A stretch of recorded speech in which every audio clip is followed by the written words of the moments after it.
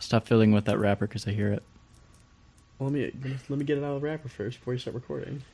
We already have been.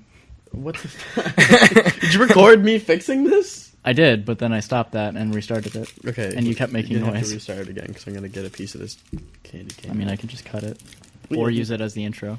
That's why recording everything is better than recording nothing. squiggly wrapper noises. And making fun of you. Yeah, fuck you. What? Oh my god. Fuck you. Fuck you. Don't say, what are we going to talk about? Don't say what we're going to talk about. Because every recording we've done, you started with that. Me? Yeah. So, what are we going to talk about? Not the actual episode. Yeah, because I cut it. Unless you cut it. You can't eat a candy cane while we do this. I put the candy cane. But I put the whole thing in my mouth. Then you But make I'm mouth not going to noises. sound right. Let me just put this out because now it's all wet and I can't put it Go. anywhere. Ruin everything. Typical. Typical. I don't like how I started this. Hold on. Let me think. Because I want to... So, what are we going to talk about? Legalize ranch. Can this be the intro before the noise? It might be. Can I be the noise this time?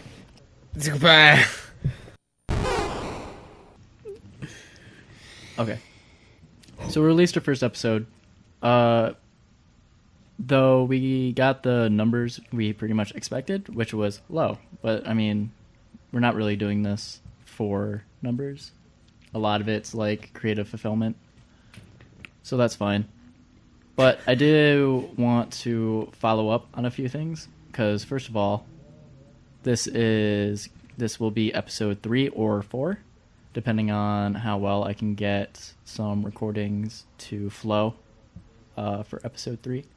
So this one, the one you're listening to right now, will overlap that, potentially. But a couple of things I wanted to address. The first thing is that we now have a Reddit for discussing each episode, if there are people that want to do that. Just one of you out there, we will talk to you. Right, and I'll notice immediately because I'm on Reddit all the fucking time. And that would be reddit.com /r/FinalFM.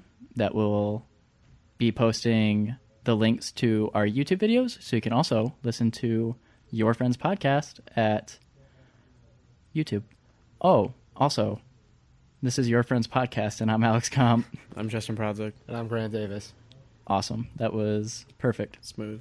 Awesome. Seamless. So yeah, we have a YouTube and a Reddit. We also have a Patreon, which will be patreon.com /yourfriends. I understand the intent that might go beyond making a Patreon, which is we want your money, which isn't true. It's just that if you want to kick us a couple of dollars, that would be nice. But it's not at all expected. The fact that you, like, sitting right now are hearing my voice is gratifying enough, and I don't need a dollar bill attached to that. But I do understand that sometimes people just want to support the things they listen to. So maybe we have like 25 episodes out right now, and people are going through our backlog, and they're like, wow, I just spent like 25 hours and then some listening to these people. Maybe I want to kick them a couple of dollars for that, which would be just appreciated, but not at all necessary. So Reddit, YouTube, Patreon. Twitter. Yep, we have Twitters. There's a Twitter for Your Friends Podcast, so just search for that. It might not pop up because we're not very high in that algorithm yet. And then there's also a Twitter for Final FM. Something I want to note for Final FM right now is that Final FM is me, Alex Comp. I made it as a pseudo, I don't even want to call it business, but just a thing that owns Your Friends Podcast, so that there might be some potential for growth in this that I want to accommodate for before it becomes too late. But also, when I saw that I could get the domain final.fm, I was super stoked on that. And that's, I just got excited. But I do want to accommodate for growth before it may happen, and it may never happen. And equivalent to the Patreon, I don't know if that's going to happen or not, but to plan for it is definitely the correct choice in that scenario. So we got YouTube, Patreon, Reddit, Twitters, and I think that really covers it. Okay, so some more follow-up. The first episode, we talked about our reasons for doing this, and I wanted to clarify a bit because a lot of it sounded like we were looking for like this, which is why I was sort of careful with my explanation of the Patreon and Final FM and calling this a business and room for growth. But it's really, I want to make sure I have my options covered potentially, because I invested money into this and I don't expect any money to come back out of it. I am doing this with the intention of, because it makes me happy and it makes me fulfilled to create something. It's like fun for me to sit down for a couple hours and edit a podcast and play XCOM and learn this entire process of podcasting. So it's less of an investment that I'm expecting money to come back out of, but it's an investment that I'm getting happiness out of. And even though this is episode 3, probably, I wanted to clarify that on episode 1, because these were posted out of order, because we wanted to make sure what we were posting was quality enough, and that we were acknowledging there's a lot to learn in this process. All right, that was all for follow-up. It was a little bit, but we can go on to the dicks and the giggles now. Justin, what are you drawing? Sad face. Why are you sad? Grant said fuck you, but he texted it to me even though he's sitting right there. I couldn't talk. Alex was doing his thing. You can just talk over it. You just cut it.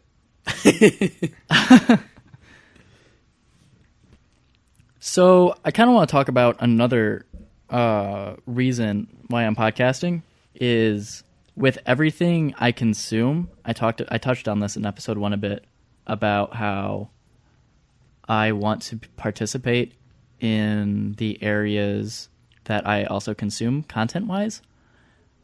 But I watch a lot of film. I listen to a lot of music. Wait, hold up. Are we making porns? Yeah. And Okay. I want to learn a lot about the porn industry. Nice. But in all of those avenues, I've done like extensive research about the process of creating those things. Creating those things so that when I'm watching, I'm not only enjoying what's in front of me, I understand the process of how it got there.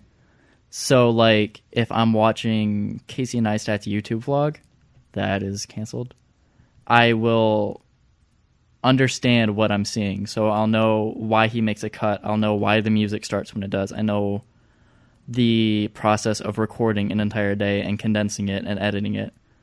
And I get like joy out of that. Or when I'm watching a film, I understand a lot about the sound design, and I understand a lot about making cuts and then long form and then long shots and how difficult that is to choreograph in being a director. And then it's just, I want to understand the process of the things I consume, which allows me to become more critical of the things I consume, because I look at everything with like a benefit to it. So if I'm watching La La Land, I want to understand why I'm feeling a certain way and pull a benefit out of that. And by the way, La La Land is the best movie I've seen in years. Made me cry. I didn't see it. I also didn't see it. If you are listening to this, you should go see La La Land. Did you like it better than Don't Breathe? Yeah. Don't Breathe is just a scary movie. Yeah, but it's a good one. Yeah, it's It's pretty good. But La La Land is like It's got 7 Golden Globes. it's like Don't Breathe is a good horror movie. La La Land is a good movie. It's a great movie. Yeah. So I guess we can't really talk about La La Land a lot. Because I haven't seen it. I also haven't seen it. Right. All right. So that's the actual end of follow-up. Episode 3 follow-up for episodes 1 and 2. Which might not happen every time we do an episode, but it allows me to feel better about the things we put out already. It's a process we're learning. I also don't want this to become an Alex Talks podcast.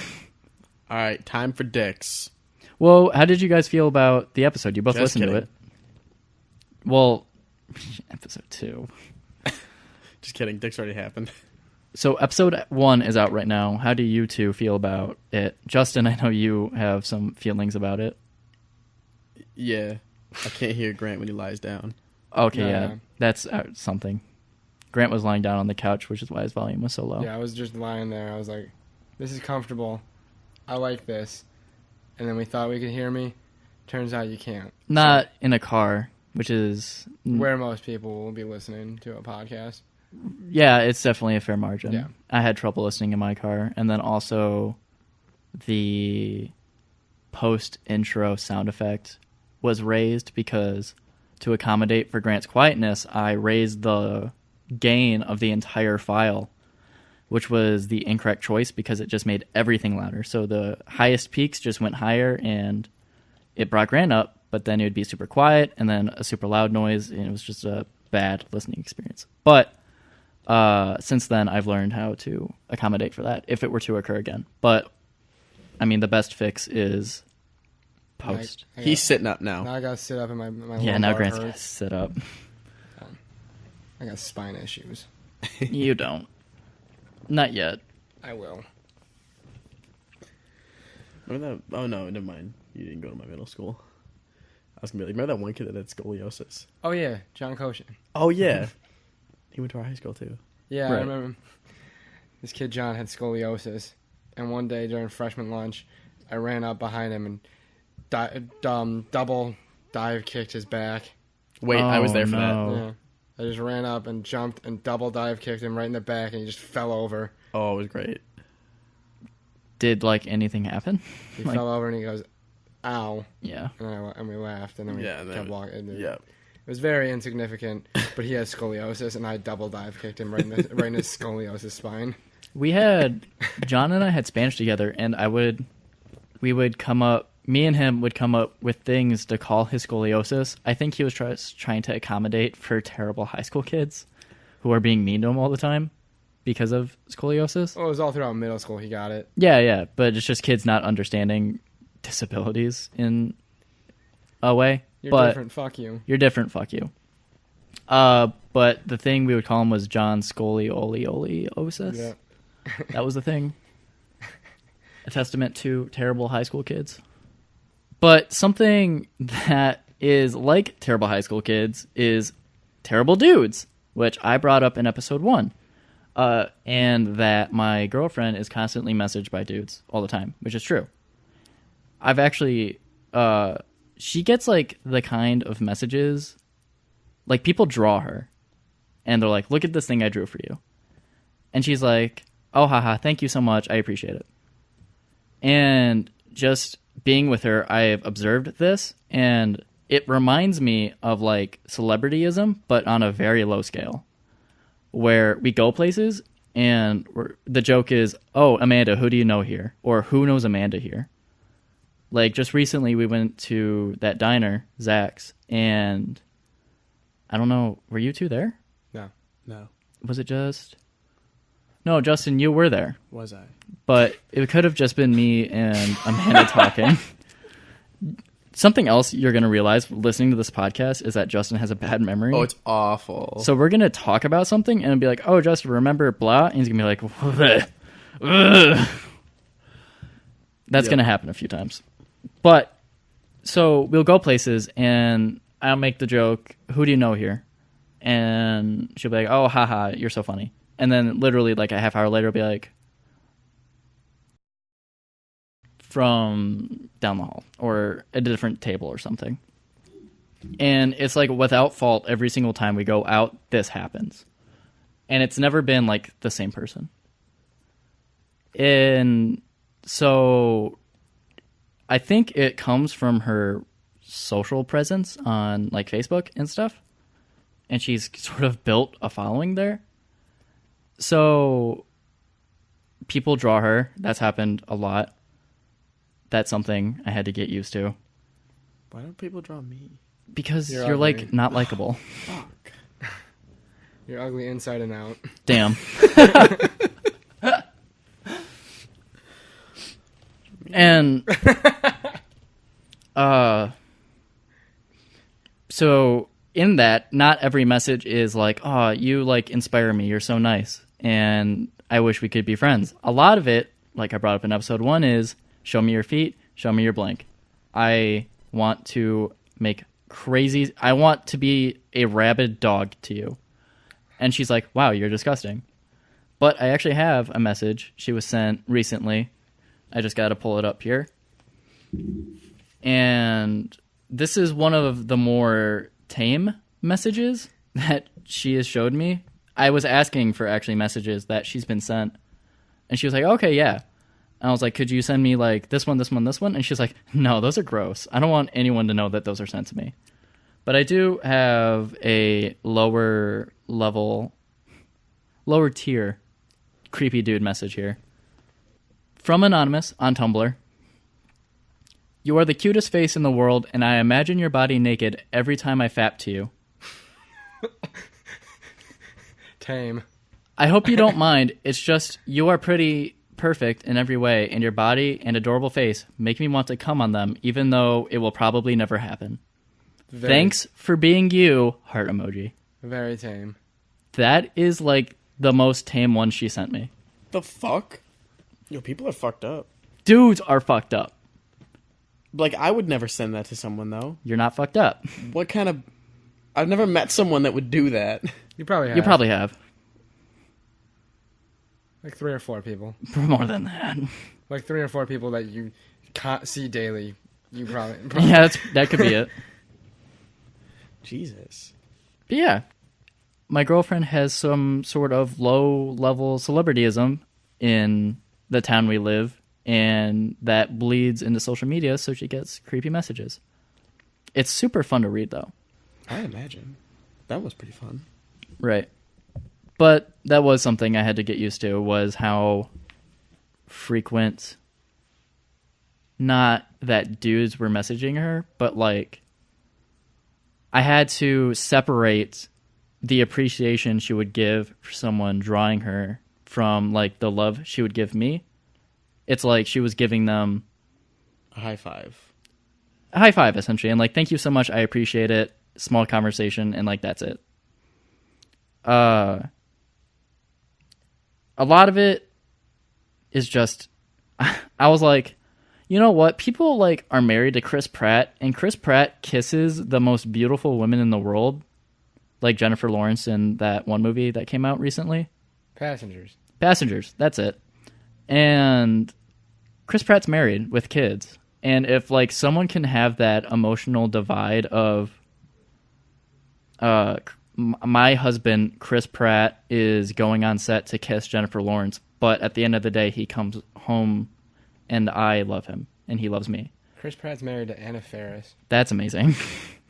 She's the girl from the Scary Movies. Yeah. Scary Movie movies. So I figured if someone could do that, I can do this low-level celebrityism that she experiences. And so, like, okay, this is something I've always thought about, is how porn stars have significant others. It's like a turn. Yeah, but it's like, how... I am not... Are either you, like, emotionally equipped to handle dating a porn star? No. Never. God, no. Right?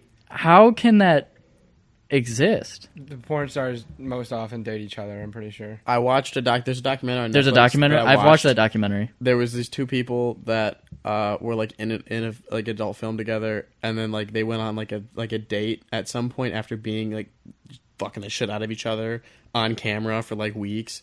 They like went on a date and then she wouldn't let him have sex with her on the first date, and he thought that was weird because he's had sex with her like 20 times. But that was a job, is what they'll say. Yeah, but that's weird. That is weird. There's a mental divide between work and pleasure.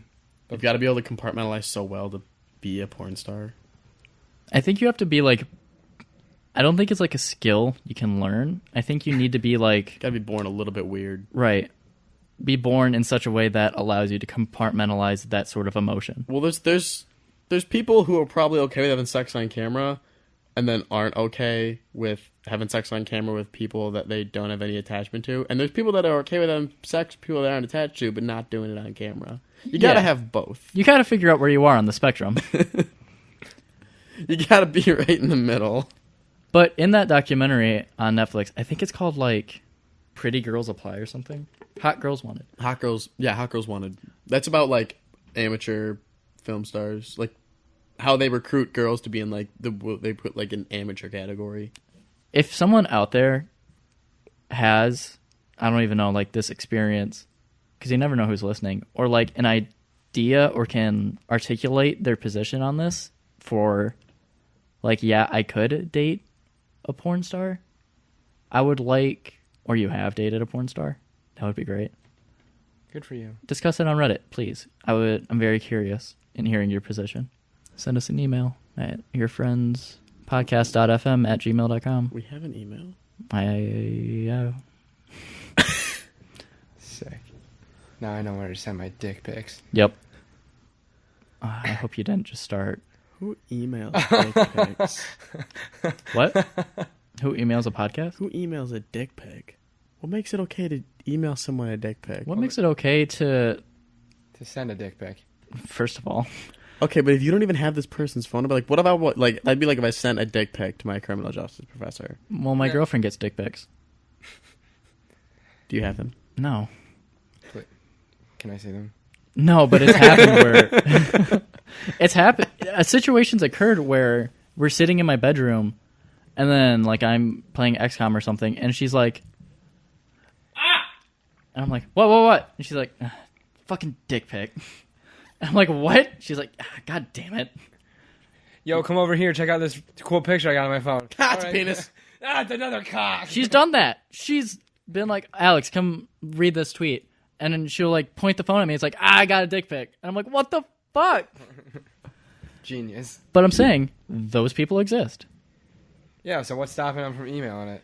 I just I don't understand that mind. She's recounted stories of dudes that she would be like friends with at school, and they would like text sometimes. So it's like, "Hey, are you going to be at the lunch table?" Yeah, and that's like that for 3 months. Have sent a dick pic unsolicited. What? Yeah, that's like equivalent to like Flashers. yeah, kind of, but it's kind of like, all right, I've been eating lunch with you for 3 months. Where are we going with this? We doing this or not? Here's my penis. No. I understand. I mean, that was high school, but it's still like that occurs with adults. If you've ever sent an unsolicited dick pic, please talk about it on the Reddit. I want to understand why. There's probably an Ask Reddit about that. There definitely That has has to to be. be. But talk to us, your friends, and tell us about your unsolicited dick pics that nobody wanted to see. Or maybe it worked for you. There's 0 cases of that. No, there has to be some case, and I want to know about it. I would like to know about a case that exists, but I can't believe there is one. Are you still like with that person, or was it terrible? Was it just Let like us a know. one and done? Let us know. There's no way someone saw a dick. It was like, You know what? I don't know whose dick this belongs to, but I want to ride it. I mean, That thought's never occurred. I I could see it happening, dude. You don't- Girls are freaks. Like, dudes are straight up nasty, but girls are freaks. It's like Louis C.K. says, where girls are like, I don't know why you guys get competitive about being perverted. It's like, I can be perverted. I think about gross stuff too. And it's like, you have the luxury of thinking about grossness. We have to think about grossness. It's in our brain all the time. Where I don't personally feel like that, but that's totally the norm, I would say. Louis C.K. so smart. This episode was sponsored by Harris Design. Do you have walls? Do you want things on those walls? Maybe art. Maybe art? Custom art? shelves. Custom wood wall art? Pretty fancy. Pretty fucking fancy. Looks neat. Surprise your friends. Looks neat. Surprise your friends. We're surprised with the wall art we have here. Thank you to Nathan over at Harris Design. Spice up your walls. Spice up your walls. Spice up your life. It's just Nathan. He makes pallet wood art and he makes custom furniture. So if you want like a coffee table or anything, if you're interested, go to harrisdesign.design and you'll find links to his Instagram. You can email him, maybe get something custom, go to his Etsy, buy a wall art. They're super cool. All the wood comes from Metro Detroit. He buys everything local. So if you care about things like patriotism Local business. and amazing wall art that will make all your friends super jealous, Let's be honest. It'll shock your friends. it'll shock your friends. These pieces of super strong, high Highly quality, durable. highly durable. It's wood, dude. Oh, for highly sure. customizable. Yep.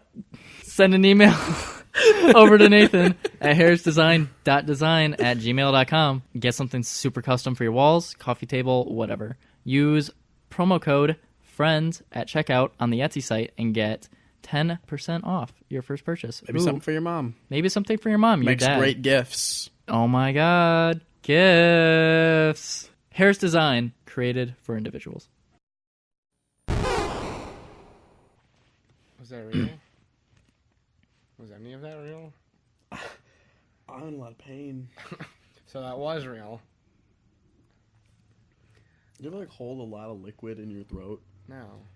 or like Why- just in your mouth for like a while, No. Like I'm doing and then mouthwash. without swallowing, some of it goes into your throat. Mouthwash. No, but you don't. None of that goes down your throat. Sometimes it does. That's what you just said. Is it like you were holding it in your mouth on purpose? I was just holding it in my mouth, and then some of it just fell down my throat, and I think it went in my lungs, and it hurt. Yeah, because your body's like, what are you doing? You need to breathe. And then it's like, I'm going to breathe now. It's like, I got liquid. I'm going to drown. That's how That's you what just drown. happened. I have a PSA, public service announcement, for everybody on this goddamn planet. If you are in public at all during a day, don't touch glass. You don't need to touch it. Don't touch glass. But it makes fun fingerprints. Exactly. I could Don't touch it. You don't need to. I could Ever. I could draw faces. No. I can breathe on it and spread Exactly. my diseases. Yeah. You don't need to touch it. There's a thing there, or you just straight up don't need to touch it. The only thing you're doing now is creating a mess for somebody else to clean up. You don't need to touch glass in public at all. And this came from when I was sitting at a Panera and I was talking about a video that described the design of things we use every day and how most doors fail at being doors. And then me and Amanda, my girlfriend, looked at the Panera doors and there were fingerprints above and below the actual bar for pushing the door. So clearly there was a failure in this design that made it so it was more comfortable to push somewhere where the bar was not. And we're sitting there and we counted out of 25 people was our test case. Out of 20 sample size, out of 25 people, only 3 of them used the handle, the push bar. And those 3 people were children. They were infants. And that's because they were about at the height of the bar, which is about 4 feet off the ground, or they were below it, so it was something to aim for. I don't know. I was watching the push door getting more aggravated by the moment. And Justin, you worked at Subway. How often did people touch that glass? A lot. It I was want- It was lots of kids though. They just slap it. No, it's every single person. Yeah, even like, I want that. Like tomatoes, you couldn't say tomatoes, Yeah, they would. and then you had to clean it every day. Nah. Well, you chose I not to. wouldn't clean it. Other people will clean it. I make the other lady clean it. But like or that it wouldn't happened, be cleaned. right? If that like happens at ice cream places or anywhere with a front glass, like I want that. I've done it. I've pointed at it through the glass. Yeah, you're but I touched the glass. You're a stupid motherfucker. I mean, yeah. It's easier than saying the word. Tomato. I want that. Yeah. Tomato and that are different number of syllables. Oh, if you just... Tomato. Yeah. Yeah, that's what you say. I want blank, blank, blank, blank. I want that. I want that. I want that. Well, You want tomatoes, pickles, and lettuce? I'll point and I'll say it. No, I actually pointed to the olives. You stupid idiot. It's like, I want to get the most information across with the lowest effort possible. That means, like, I'm going to give you the most precise way I can say this thing without you getting confused anyway. But think about the thought that goes into coming up with what you have to say for that if you have to think about it. Well, yeah, it's Like- all, I think about it, and then if my experience goes poorly, I think about, why did it go poorly? People don't do that. Yeah, I do. People do this. Okay, I've been coming up with a theory, and I'm going to call it learned human avoidance behavior. LHAB. Learned human avoidance behavior. And I have notes on this. I've been thinking about this relentlessly You for the took past... notes on your own theory? Yep. Well, yeah, why wouldn't I? What? I want What purpose would there be to not do that? to not take notes. Yeah. Yeah, it's just keep it in my mind. That's not how you keep things together. I don't know. It's... This Are is- you He's not a organized? scientist. Are you organized? This is instances of... There you go. There you go. Oh, that's my grocery list. Okay. Instances of learned human avoidance behavior. People subconsciously do things in such a way that minimizes their encounter rate / duration with other people. Less time spent with other people allow less opportunities for awkward social situations. The word consideration comes to mind, as in these people who are avoiding other people are being considerate in some way. But actually, in my own instances of learned human avoidance behavior, people who then become accommodating or considerate become annoying to me, and I get irrationally irritated by their accommodations of me because I just want to avoid them. So, such an instance of learned human avoidance behavior in a way would be memorizing your order and breaking down as few words as possible to get the message clearly across so your conversation is less. I've done that. But another instance of learned human avoidance behavior is when I go to Panera, I go to the fast lane checkout kiosk now because it remembers my credit card, it remembers my order. So I swipe my credit card at this kiosk and it's like, do you want this order? And I say yes. And that's it. That's so cool. Well, it's also because Panera is like on the way to automating everything in there, and I love Panera as a company because they're like doing away with Cashier people. People? cashiers, but people. Yeah, So is Amazon. yeah. Amazon's They made a the grocery best store at it. without people. Right. So I love things like that. But so back to learned human avoidance behavior. We can talk about automation later because that's something I'm super interested in, and I actually want my degree to be in. But so an instance of learned human avoidance behavior: learning your order, or even doing fast lane checkouts at grocery stores, doing self checkout. But the ones I have listed here that I was thinking of. So, like, the maximum distance between facilities. So, like, urinals, sinks, workout equipment, any place where there are multiples of a facility to do a task, but they are just as good as the one next to it. But the benefit you derive is that you're not next to somebody. So if there are 5 ellipticals, people will be in the first one, the third one, and the fifth one. Same with urinals, water fountains, whatever. You don't walk up to somebody at a urinal and sit next to them if there are 10 available. Do you do that? I'm not going to say I haven't. Well, if you are forced to, but the But I clear wasn't option, forced. you're just weird then. You're just trying to maximize your distance from people at every moment. This topic came from when I was watching a guy and we were both washing our hands in a public bathroom. So let me describe this bathroom for you. In the bathroom, there are 4 sinks in a line, and on the left and right of those sinks are paper towel dispensers. The dispenser on the right is like clearly the superior choice of getting paper towel dispensed because it has one of those push. So it's quicker. It's you can slap it and it's not like one of those wave your hand under it, wait, and then pull. It's push, push, push, push, push. You get your paper towel. And the one on the left is just you load paper towel into it, and then you have to like reach up. Oh, those suck. The grabbers. Yeah, you have to grab your own paper towel. And like the idea is so it would act like toilet paper where it just hangs, but it never just hangs because it's so like tight and thin that it gets locked on itself and it sits on top most often. So you have to reach up inside and grab your paper towel from the line that's available. And you're probably going to grate your hands on the serrated edge that's meant to tear paper towel that's now tearing your flesh. So obviously, there's a superior choice of paper towel dispenser inside this bathroom. And anyone who works in the office is aware of that because grating your hands like cheese sucks. How this scenario went down, I was able to get the third sink from the left, so rightfully in the middle, as you should, because there was space to the left of me for someone else to select the first sink, which is the only correct option in this scenario. If you walk into the bathroom and use the sink, you would use the first sink because there is an equidistant amount of space between me and you. Okay. Even when I was at the urinal, I knew that my time was ticking down because I heard him pulling his pants up, and I wanted the paper towel dispenser on the right. So I finished quickly, and I immediately went to the third sink for my benefit of the paper towel dispenser. Correctly, the guy selects the first sink, just as I had anticipated. Thank God.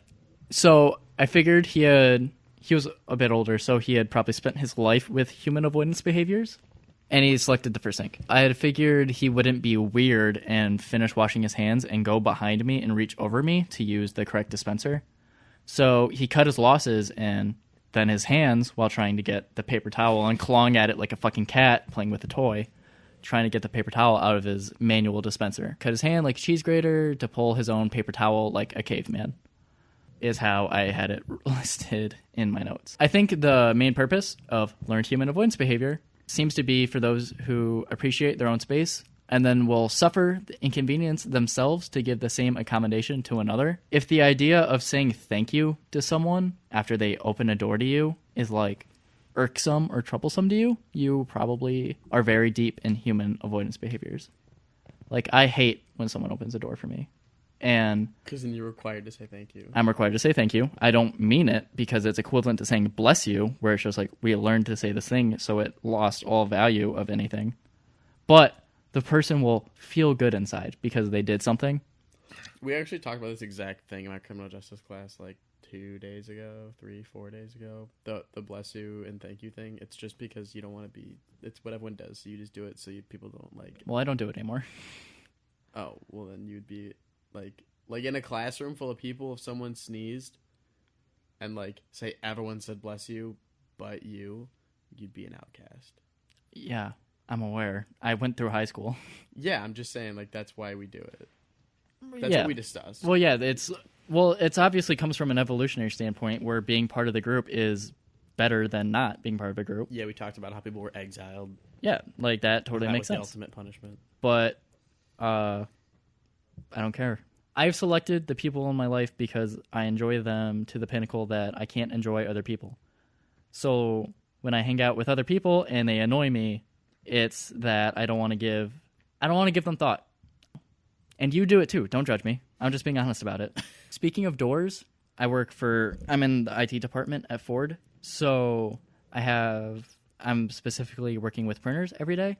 So I have to carry boxes of toner for these industrial printers. Sometimes I'll have my hands completely full. But I've already visually thought about the path I'm going to take and the doors I have to open to get to a certain printer somewhere.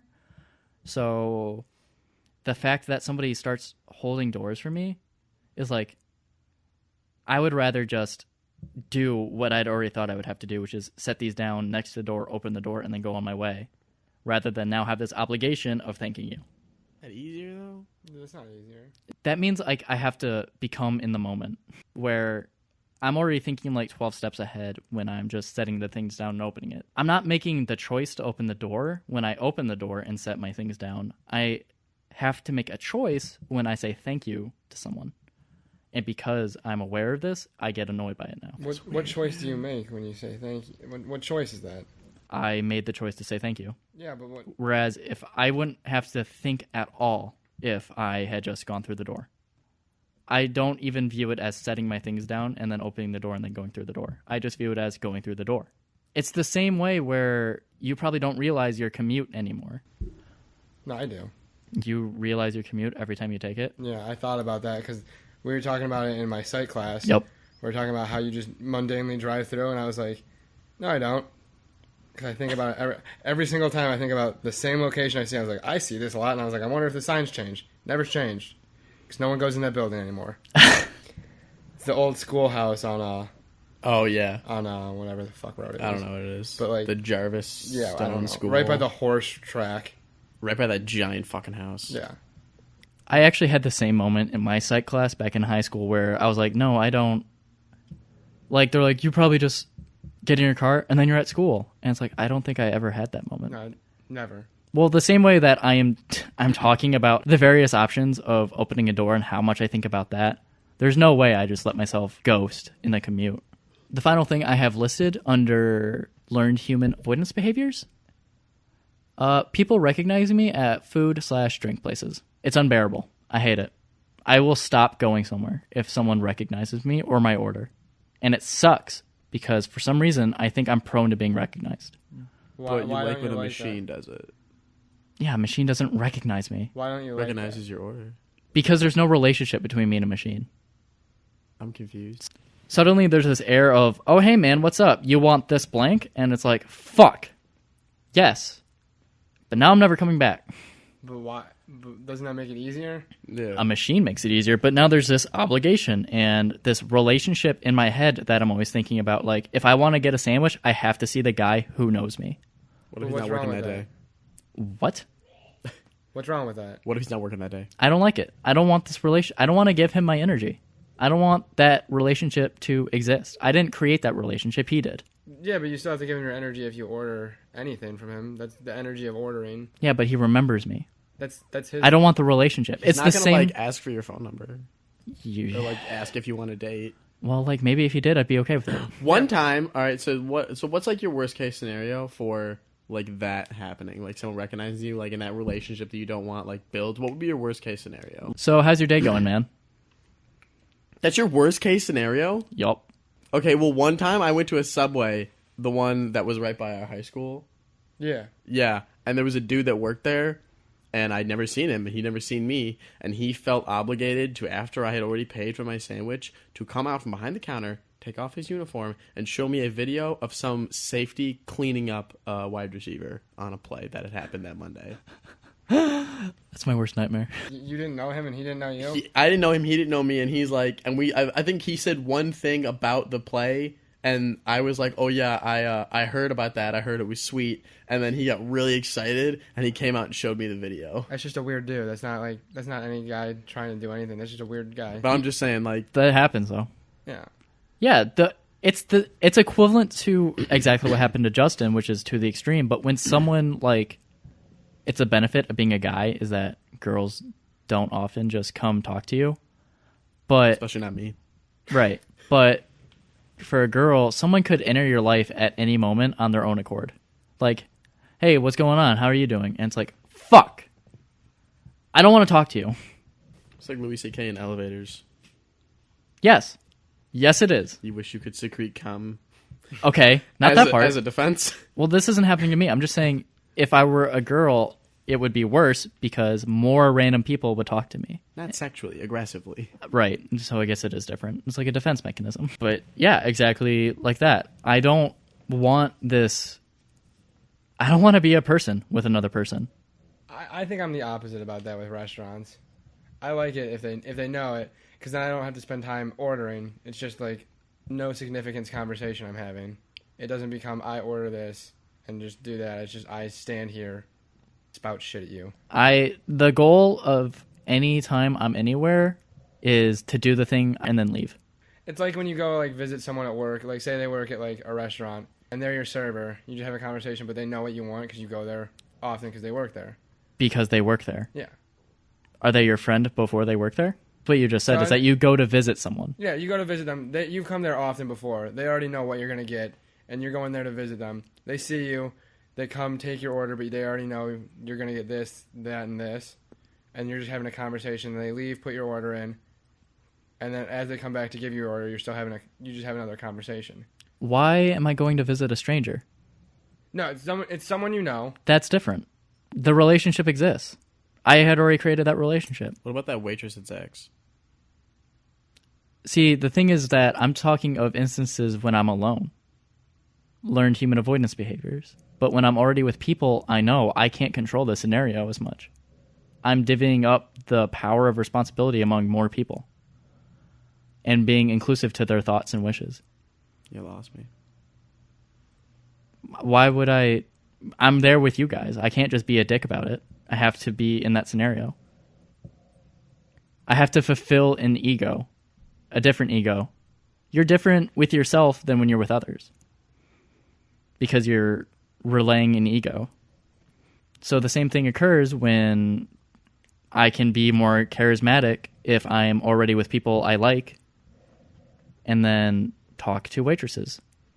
But this is also separate. If I'm going to a restaurant, I'm not going to a restaurant alone because I already don't like that. I don't like that. No, That's weird. Exactly. So if I'm going to a restaurant, it's because I know someone there. And I'm already with someone in the relationship. Whether it be a friend or like anything. But if I go to Panera every day and they're like, oh, it's the guy that gets the tomato basil soup. I don't want to be the guy who gets the tomato basil soup.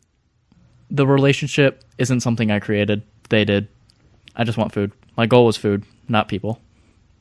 That's fair. I have not gone back to a Subway that is in Dearborn because people recognize me. And they're like, oh, it's the one guy who gets a veggie patty. Oh, well, I mean... That's what makes you recognizable. You get weird things. I served one person a veggie patty ever. It was the same person. I did it twice. Do you remember their face? Yep. Exactly. I can see it now. Right. I You don't should stop want... getting veggie patties then. No. Because you're the only one. They're delicious. You're the only one. They're Then you gotta live so with it. good. Yeah, Or you gotta. I do. Find I go to a different number Subway. of Subways Yep. and go to one Yep. new one every time. Yep. It takes about 3 months of like... No, not 3 months. It takes like 5 to 10 different times before I become aware that I'm being recognized. I don't care if I come into one place and then come again, they recognize me. I care when I become aware of that. Which is the moment I view the relationship being created. Because they're putting energy into it. When I worked at Little Caesars, I would constantly recognize people, and I would never be like, pepperoni pizza and crazy bread, right? Because No, I've never done that. I would never go back to a Little Caesars that did that. Do you work them on Monday nights, Justin? I worked one Monday night. There's one guy, every time he comes in, pepperoni, supreme, bread sauce, 2 liters. Do you remember his face? I remember everything about it. He's I don't want to be that guy. I don't want this obligation. I don't want my visage to be in so many people's, like, yeah. I don't want this. I don't want to be known as the veggie patty guy. Well, Fuck. stop getting fucking veggie patties. That's not the issue. The issue is you're the only one. You're gonna get recognized no matter what. No matter what. No, it's not the veggie. I don't want to be recognized. I don't want my only merit in somebody's mind being the food I consume. But that's their job. That's all they know about you. I don't want it. Then don't eat. No, I will still eat. Go to the grocery store What then. say do Buy you your own food. What say do you have in that? What? What say do you have to make them not form a relationship? To be like, I stopped going. yeah, but You're gonna run out of places. I haven't. You will. I haven't. And Panera started delivering, dude. You're gonna only eat Panera. The Panera delivery driver recognize you. He's gonna pull. He's like, I already know what's in here. As long as he doesn't bring it up, I don't care. say, hey, how's it going, Alex? All right, well, never. I will request a different driver. I don't think you can do that. What's your name? Rod. Can I not get Rod? All we got on us is Rod. You're All right, getting a cancel Rod my order. tonight. Cancel my order. You getting the dick tonight, Alex? No. Hey, Rod. You gonna get this, Rod? You're a hot Rod. Hot Rod's hot Rod. You want Taco We've Bell? made this joke. No, I don't want Taco Bell right now. Not now, but like later. Like later as in now. Later is an after. But that is the entirety of learned human avoidance behaviors and everything I've thought of it. Many people do it. Everyone does it in some capacity, I believe. But we all know that like old guy where he's not quite the old guy who's super charismatic and able to be friends with anyone, He doesn't give a shit though. but he tries to. No, the old man who talking doesn't about- give a shit succeeds. Are you talking about the old man who comes into your restaurant and like tries to talk you up? Or are you talking about the old man in the gym room with his dick hanging right out? Okay, yeah. Which old man? I am talking. Those are very different old men. Well, they could. I be am the talking same. about. They could be the same. Then I'm not talking about that. I'm talking about there's an old man who succeeds at being charismatic all the time, like your Uncle Bill, Justin. Oh yeah. And then there's the old man who tries to be Justin's Uncle Bill and fails. Which one's who's how? Dick out old man fails. Well, dick out old man doesn't give a shit. He's just in the locker room. He's like, I'm here. I'm naked. Yeah, I'm just saying there I don't are give a fuck. there are cases where even if I'm trying my hardest to avoid people, I'm just a human, and there will naturally be people who are like so charismatic in such a way that it doesn't matter if I try to avoid them. I will still appreciate them. But it's really hard. So what were you talking about? Which one were you talking about? Well, the old man with his dick out sucks, first of all, but the old man who talks people up can be either. If he's like talking to 16-year-old girls, he's not a charismatic old man. Or he might be if he To get succeeds. their numbers. That old man is hype. But also going to jail. Maybe. Only if that little girl was secretly Chris Hansen. Hey, Alex, you want to know the difference between you and me? A lot, but what? Open up so your notes are just like where it's just like all the titles of your notes, Okay. and then I'll open up all the titles of my notes. Are we going to read our No, titles? Do you that's what have- I want you to look. Do you have notes? Yeah. Really? Okay. What am I looking at these notes for? Can I look at yours? Okay. Now look at mine. Okay, you have 4 notes. Justin has 4 notes here. He has a bunch of numbers that I don't know the significance They're of. all copy and pasted. Are they all just passwords? One of them's a password, Oh, one of them's a everything in phone here number. is just copy and paste. Is this a bunch of emoticons? No, it's just 2. two. So he has 4 different notes. It's a bunch. It's like they're not passwords. It's like I think these are phone numbers One because of it has them's a an phone number with an extension. extension. Yep, and then another phone number, a 734 number, and then he has a password or some like verification code, an address, a couple of emoticons. It's the shrugging emoticon with the she katakana, and then it's the How would you describe that face? It's a face. Yeah, but it's like, That's it. oh, I was gonna say, you know what face it is, but it's the I know what you did face, or it's like the you know what I just said face. Oh, it is that face. Just kidding. I can't see, so. Yeah, but so it's got the nose, it's got the smiley face, its eyes are all you know what you did, and I know what you did. I'll put that face down in the show notes.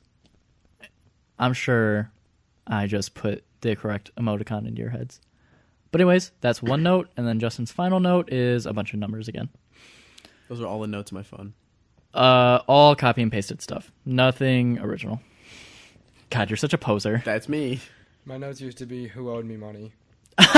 And then as they paid me back, I deleted the notes. And as they paid me back, Justin became the only name in my notes. Is that true? That's what they were. You owe me $10 right now. That's my You owe note. me 20 for Halo 5. I thought I paid a portion of that with something. To Grant? No, to you. Yeah, it was 40. And then you paid for parking at Cedar Point. Interesting. Do I still owe you if the game is no longer on my Xbox? Yes. You spent so many hours in it. Why is the game? Did you delete? It was too much space. It was a lot. What'd you Halo delete it 5 for? is shitty. Halo 5 was like 58 something. No, gigabytes. dude. Halo Or 5's like 70 pushing something 80 gigabytes. now. I don't know why. Games are like getting...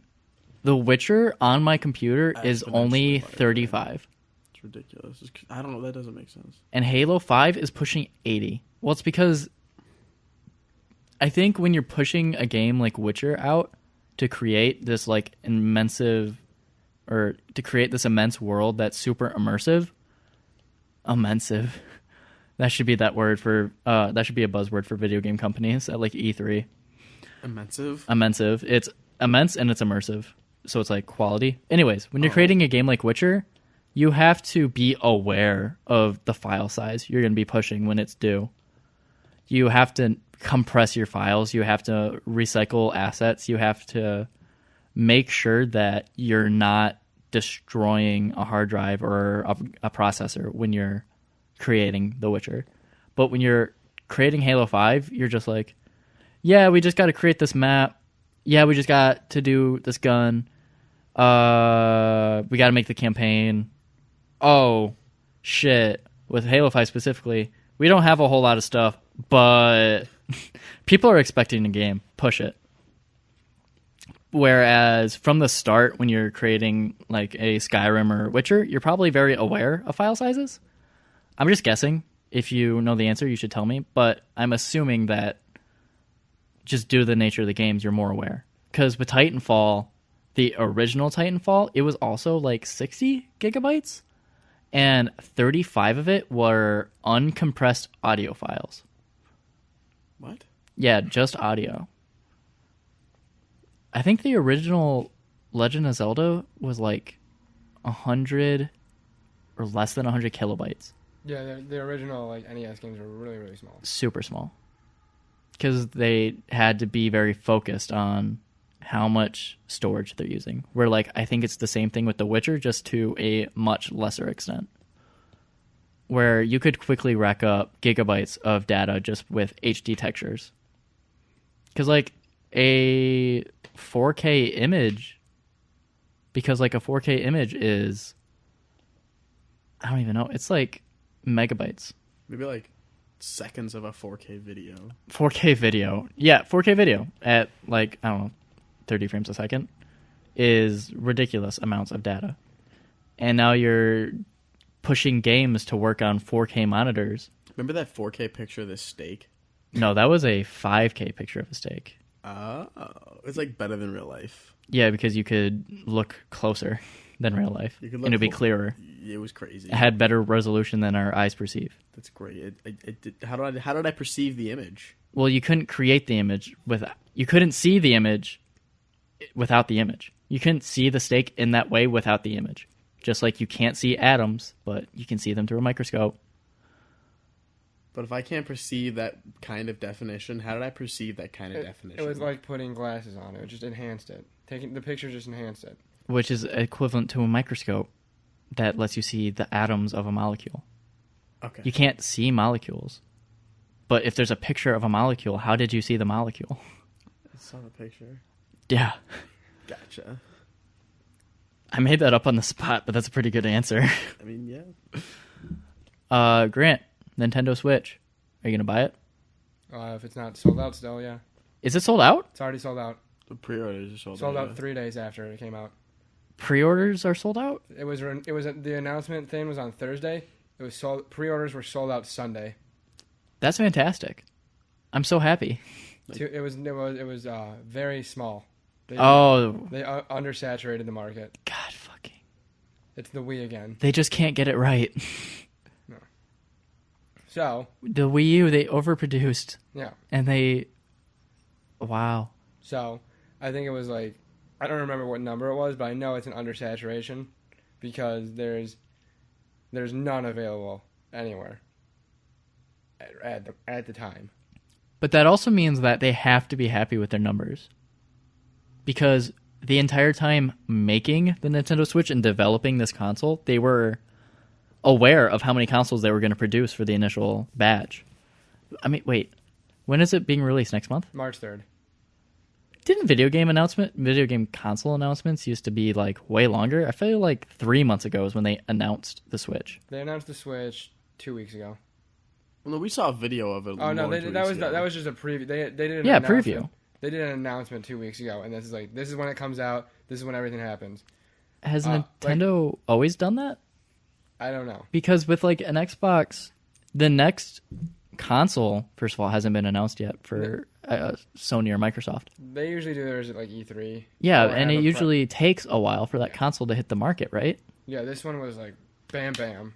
Yeah, they were very on the ball with it. Yeah. But I was saying, while they were doing R&D with this console, they were aware of how the pre-orders, they've done over 100% because they're sold out and more people want it. Yeah. So that makes me happy because it might mean that there will be games for the Switch. There isn't too many right now. Not now, but the fact that there is a market will push some people, some developers into it. EA is developing a FIFA for it. That's good. Which People is like cool. FIFA. Yeah, and then Skyrim's on it. We're Right. getting that. But yeah, Grant's I'm getting getting the Switch when he can. So Yeah, is Amanda. We're getting the FIFA.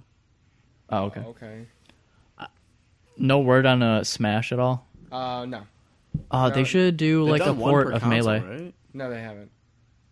Yeah, they have.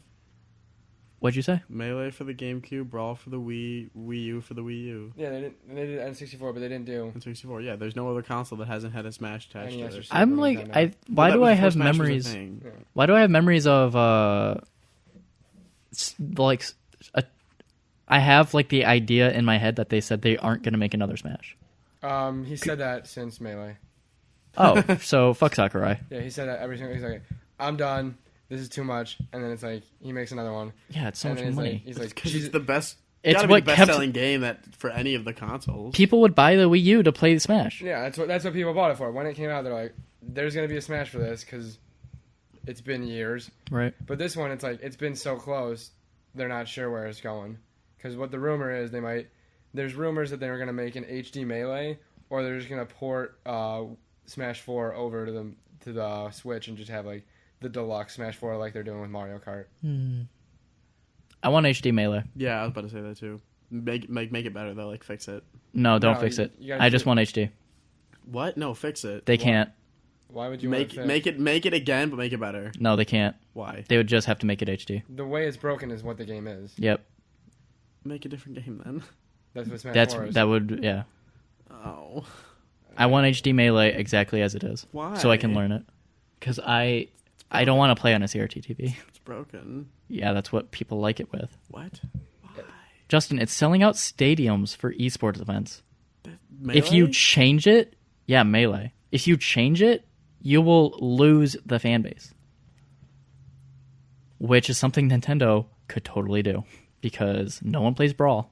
I feel like I wouldn't like to play Melee competitively, even if I was super good at it, because all you have to do is just have someone who's good enough with the right character, and you can't move and you die. Well, that's fighting games. That is fighting games. You just don't That- like competitive fighting That shouldn't games. be possible in a fighting game. It shouldn't be possible in a fighting game for one person to hit you one time and you don't get to move again until you die. I feel like it should be the case. That's just them exploiting the game, and they've learned how to do it better than you No, it's not they do it better than you. That's You exactly had what no it is. chance. because they exploited the game better than you did. Right. You couldn't exploit it because you How- couldn't do anything because you were dead. If you got hit first, you got Be better. You lost. So you want a fighting game to be who can land the first hit is who wins. But that's not what Melee dumb. is. That's not what it is. Yeah, but it can be if you play it right. yeah, you Yeah, have if you're good, you have to still do it. You still have to, even if you get it, if you mess up, you don't win. that's it. That's everything. What's your argument? Yeah, no, if you just do the right things, you can win without the other person having a chance to play. Yeah, if they're bad and you're good. No, it doesn't matter how good they are. If you land the first hit and then they can't do anything until they're dead, and then you do that again and they lose without having played, I hate that. Soccer comes to mind. That's so dumb. Could you score a goal on any singular professional soccer player? No. Could you beat anyone that's really good at Melee? A professional Melee player? Could you beat Armada? Me? Of course not. I suck. Then it's the same thing. I could be great and they could still beat me without me having played. Yeah. That's You're dumb. There's a you're skill level You're here. not as good as them. You're not as good as them. No, but I could be as good as them. You could have two of those people who are as good. You take whoever the top Melee players, take Armada. him and clone him. Have him play himself. As long as one of him hits the other one first, doesn't matter how good that other person is, he can die without having played the game. You're wrong. Are you saying the two Armadas are just as good as one another? Have you watched Melee been played professionally? Do you watch the streams at all? A couple times. Ever? Because that's not what it is at all. I'm saying it's what it can be because it's broken. If you're bad, yeah. No. Yes. You don't have to be bad for someone to get a 0 to death combo off on you. Oh, no, but that's everything with Melee. If you DI the wrong way and you make the wrong moves and you don't get a hit off, then yeah, you're going to lose. You got outplayed. No, if they hit a 0 to death combo on you, you haven't had a chance to play the There's game no- and then you're dead. There's no such infinite combo in Melee. It's all reactionary. It's all reads and reactionary. And understanding what can happen in the game and what can't happen. I've seen 0 to death combos where the other person does move like Falco's down B, where you can just down B and down B and down B and down B and down B and then they're dead. That's really hard to do. That's an intense button complexity. But it's possible. You have to hit it like frame perfect. But it's possible. Exactly. That's the skill level of that player, is exploiting the game at such a level that a lower level player can't touch them. That's how it should be. No, you could be as good as they are, but as long as they get that off on you, as long as they hit you first with that move, you doesn't matter how good you are, you can't move, and then you If you're die. playing- You'll learn around it. If you're playing Call of Duty and you're playing against someone who's really good at quick scoping and they always quick scope you, you're not getting anything off. Yep. What's the difference? I don't know. There isn't. It's just someone who's better than you being better than you. Also, I was incorrect. There actually is the Womble with Ice Climbers. Yeah, that's the you can grab and then hit and grab and hit. And Yeah, you can actually do that. But what happened was people learned the meta, and now if you choose Ice Climbers and try it, you'll get fucked up. All you have to do is grab them once, and then you can do it. Well, people are just aware that you're trying to grab, so they will play in such a way that forces you to not do that. If you can play a top player and not let them grab you once, you're incredible. Yes, you're also a top player. When Leffen, who plays Smash Melee competitively, I watched his Red Bull documentary. I told you guys this. Yeah. If he goes to a local, in his head, he loses the game if he loses a stock at the entire tournament, is how good Leffen is if he goes to a local tournament. If he goes to, like, Get On My Level, which is a Canadian tournament, he wins every game without losing a stock until he gets to brackets. Or, like, semis. Like, the skill level isn't exponential. It's literally, like, a plateau, and then a complete vertical wall, and then it's an exponential graph from there, is how the Melee skill tree goes. Because Leffen won every game for like 20 games in a row and then made it to semis, and then he almost lost. Because that's the skill level of those players. For 10 years, like the 1%. same 4 people won every major Melee tournament. Armada, Mewtwo King, Mango, and Hungrybox. Well, what's his face win like 18 straight Smash 4 tournaments? You talking about Zero? Zero Yeah. won a dick ton. Wasn't it like 18 straight? It was something like that. He, for a year and a half, he was like undefeated. Yeah. Only 5 people have beat Armada in the past like 8 years. Like in a tournament or ever? Like taking a set off Armada. In a tournament. Well, not like they beat Well, yeah, him in a to win. tournament. Like they beat him and won a tournament over him, or just in any game ever he's lost. In a tournament. Like you can lose. I guess he would never lose before you got into brackets. It's not. It doesn't matter if you lose a friendly or something, but every recorded game, he's like only lost 5. I believe is the number. It was really low. The YouTube video was only 3 minutes long. It was showing every time he lost. That's ridiculous. And I'm fairly certain it's lost a set, not a game. So, like, if it's 2 out of 3. Oh yeah. Or 3 out of 5. Or 3 out of 5, right? But also, something unique about Armada is that he developed Peach as a top-tier character. Even though, I think on the skill tree, she's like a C-level character. Yeah, she's a yellow. Because Armada is the like only person who's good with her because he figured out how to play Peach against Fox. And then Hungrybox plays Jigglypuff, and the only reason Jigglypuff is so high is because of Hungrybox. When the skill list comes out, like Mega Man is a B character or Fox is an A character, it incorporates tournament wins into that because the meta is going to change in such a way that makes certain characters good or bad. Yeah. Yeah. Yeah, So I'm saying it's always going to be changing. And the reason why I like Leffen so much is because he was the first person to beat all 4 of the gods, is what they were called, in a tournament. He's like, he beat them. He was the player who, in 10 years, won a major tournament that was not one of them. And he beat them in that tournament. Damn. So to say that you can't start from nothing and then become something in Melee because it's broken, which it is broken, but in such a way that people like it a lot because of the things it allows you to do, is just incorrect because it's been done.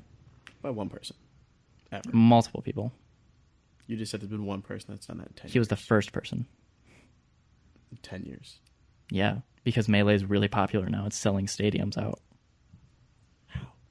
Stadium is an exaggeration, but a stadium in Vegas held a Melee tournament. And there were like, the grand prize for Hungrybox was $150,000. Holy fuck. Melee players are making way more than lacrosse players. Hey, like, I don't really think that was necessary, but, like, fair. True. You like to hurt me? I'm just saying, dude, Melee is great, and if they touch it, that will be the end of, like, Smash. Well, I don't think if they touch it, they'll just keep playing the same thing. They'll just play Or it the could old die one. like Brawl. Brawl was just never No, good, they'll just though. like if they touch the Melee, they won't play the HD remake. They'll still play Melee. Oh, yeah, but they'll also not trust anything they put out ever. No. You could even lose the Smash 4 players who left Melee or Brawl or whatever. Might not switch either. Yeah, because they. But it entirely could be the case where the new game comes out, new Smash game that may come out, and new pros arise to play it. But if they call it HD Melee and they change what makes Melee Melee, yeah, they won't. They'll have a backlash. that will like divide fans, which is like death for a brand. What the rumor? Well, a healthy divide is good, but a divide like that would be like, I think, cataclysmic for them. The rumor was they were just taking it and just pushing it, just up in the graphics, and that's it. That would be perfect. And then, I would play that. I don't know if it had. I don't know. I didn't look at the specs of the Switch to see if it had like the dual USB ports to put the GameCube adapter onto it. That would be so nice. But if it does, Oh, if it doesn't, then that means they have like no plans for a Smash Melee. exactly. It has to have USB ports, right? Even the Wii U has It has 4. even the Wii has a USB port, right? The Wii has, I think. Isn't it on the front? No, that's an SD cartridge. I think. No, you're right. I don't know if the Wii. But I can. I don't know. Even like the Xbox One, I think it's just normal for hardware to have a USB drive now. I think it does for different hard drives, external hard drives, because the storage on it is very small. I think it's a 32 gig, It is 32 gigs. and Zelda Breath of the Wild takes up half of that, right off the gate. That's pretty incredible, though. It's a day one release game, and it takes up half of your storage day one. Wait, the Switch? Yeah. And it's, The Wii U is 32 gigs. yeah. That's pathetic, Nintendo. Pathetic. That's pathetic. How much is the Switch? 300. It's like the same price as the Wii U. It seems... I don't know. An interesting... I don't like that... So Casey Neistat was at a Switch event, and he was able to play with it. Mm-hmm. And the Switch has all those games where you can use one of those side controllers Yeah. by itself. Yep. And it's like, he said it's perfect for playing with your kids and sitting down and everyone can have a controller. That neglects us as a demographic because we like things like Smash to play competitively, which might not exist potentially on the Switch to have a competitive scene. Yeah. Because they have games that are like, oh, haha, play with the kids. This is like a milking thing, or which is a GIF I saw, which is the single Switch controller that goes onto the touchpad. They were just doing this. It was milking a cow, and that was the game. And it's like, yeah, that's perfect for kids, but it's like, what the fuck are we gonna do with that? So I just looked it up. What I'm seeing right now is it supports micro SD XC cards Okay. to increase your storage. It doesn't say anything about external USB. So, That's scary. and then it says it can support 2 terabyte cards. Oh, wow. So, that the storage thing might not be there, but the USB thing, I'm not sure if it has. All right. Well, how much is a terabyte card? They're not available yet. A micro Yeah, SD? That's got to be ridiculous. Yeah, those are like just starting to exist, and they're like hundreds of dollars. Yeah, like what you want, like a 64 gigabyte micro SD or a 64 gigabyte SD card? That's like Micro SD. how much would that be? Not too much. 64 gigs? Wouldn't that be like $30? It'd be probably, yeah, right around there. 30. That's not that much, though, for 64 gigs. Yeah. No, but you want to go to a terabyte, you're pushing multiple hundreds. Yeah, terabyte micro SD cards are just starting to exist, Yeah, at all. They're not out yet. which is odd that the Switch has the option for micro SD up to a terabyte Oh. Yeah, it says up to 2. It could support 2 terabytes. of micro SD storage, and there's one port or 2 ports, It doesn't. It just says the system even supports 2 terabyte cards. and it's micro SD. Yeah, that's what it says. Oh my god. And then it does say further down the line it could do USB things, but not at launch. What? That this is what the article says. That's not good. That's bad. You gotta have a guy come in and install USB ports on your console once they come out with it. It's like this seems like getting a Switch at launch is like enrolling in a adopters thing, early adopters, where this isn't exactly what we want it to be, but it's pretty close and it works. Which is like when people were buying Teslas and Teslas weren't popular yet. Yeah, that's what it seems like. So I just want to play Breath of the Wild. yeah, which is like a lot of people. But a lot of people bought the Wii U because they wanted to play Breath of the Wild. It's on the Wii U too. It's on both. But I want to play the Switch one. Yeah. Because I can take it places. I could go. Just take it and go. Do they have a game like that for the Wii? Like, the day one game that they advertised with this, like with the console, like they have with the Wii U or with the Switch, Wii to make you Sports. buy the Wii. The Wii Wii- Sports. Was that it? I think they advertised Twilight Princess. I think that was day one. Because it was a GameCube and a Wii game. It seems like they just make one really good game, and they're like, all right, let's advertise this with the console, so people buy the console so they can play this game, and they don't make any other good games. Well, the problem is that with the Wii U, not enough people bought the console for developers to make games. They had 0 third-party support. And the Wii was just worse, the worst console of that generation. But it was eaten up by everyone. And the GameCube had games that were being put on the Xbox and the PS2. It just didn't sell well. The GameCube did not sell well. But Great console. in comparison to the Wii, it's a great console, though. And it had a ton of games because, They still had the third-party support. yeah, and now Nintendo is making games for their consoles. And you can only play these games on our consoles. It's fucked up. I'm not going to buy a Switch. You don't have to. We're gonna have one. Yeah, gonna but have if two. I was going to buy one if there was like Smash coming, if HD Melee comes out, I'm buying a Switch Yeah. because I want to practice that. If any Smash comes out, it'll sell more.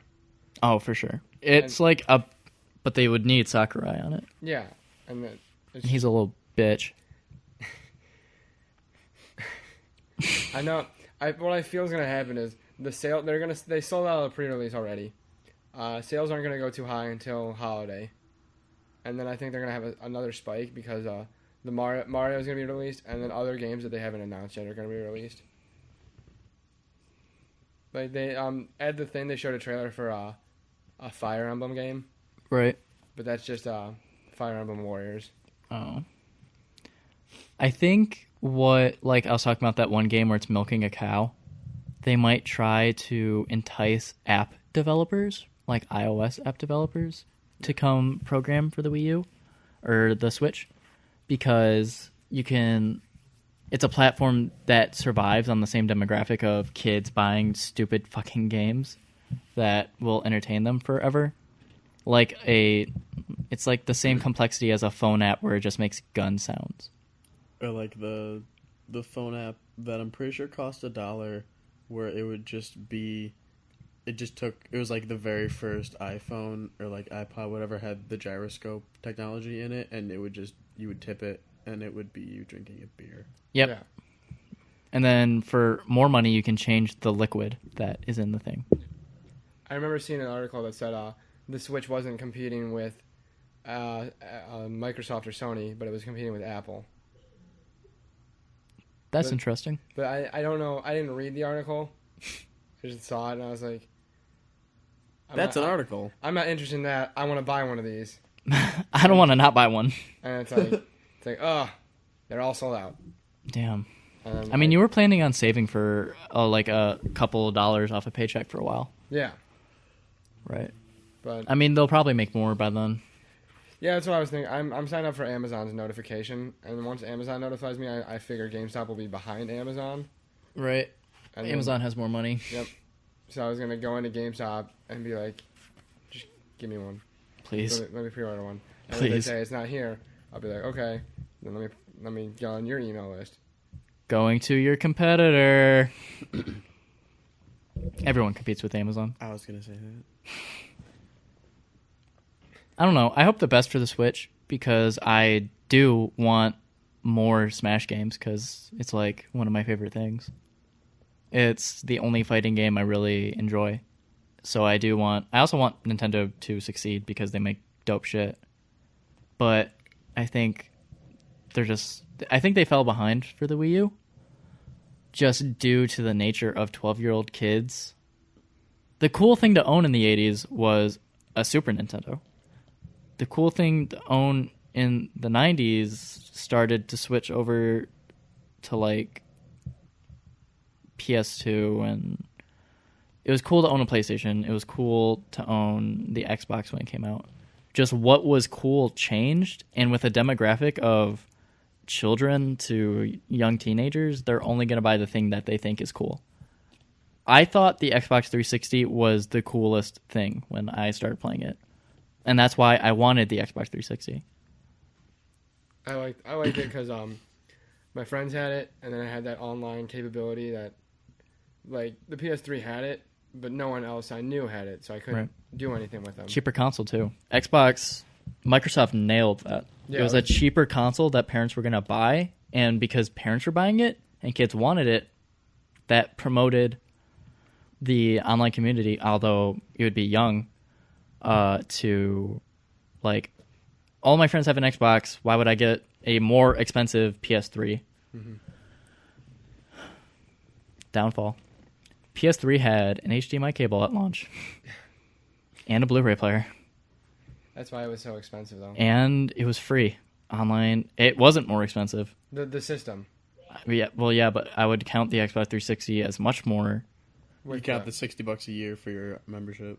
Yeah, that dropped to $50 now, right? Mm-hmm.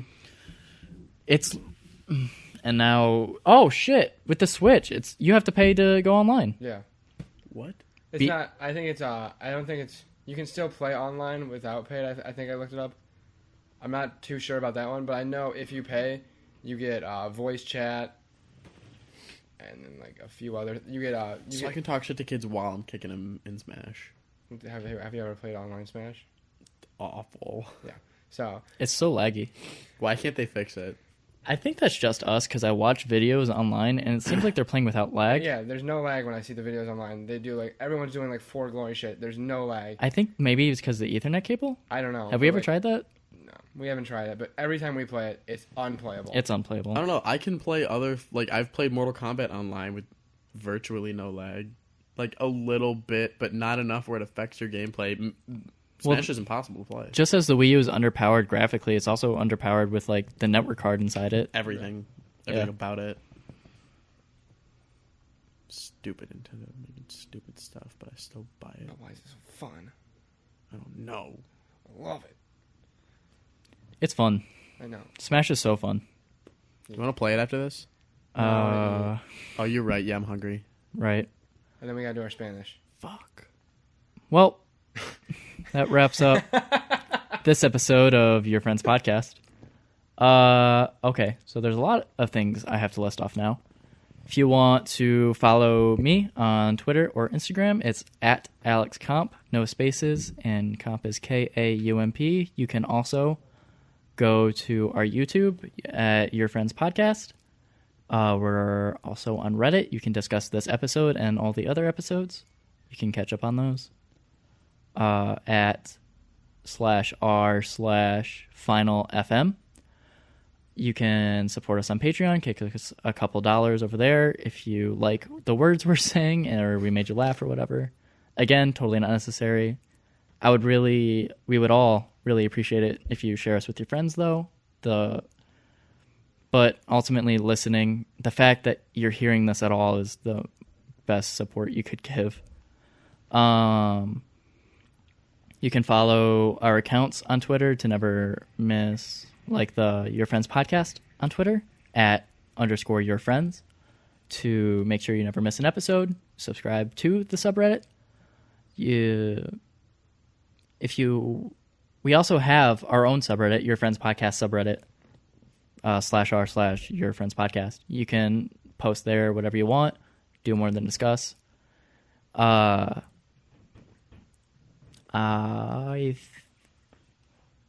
YouTube, Twitter, Reddit, Patreon, my Twitter. Okay, Justin. You can follow me on Twitter at Justin Brodzik 14. Okay, Grant. And then you can follow me at Twitter at Grant_Davis33. Cool. All right, we're hungry and we have some work to do. Thank you for listening. This was Your Friends Podcast. Have a good night. Dicks.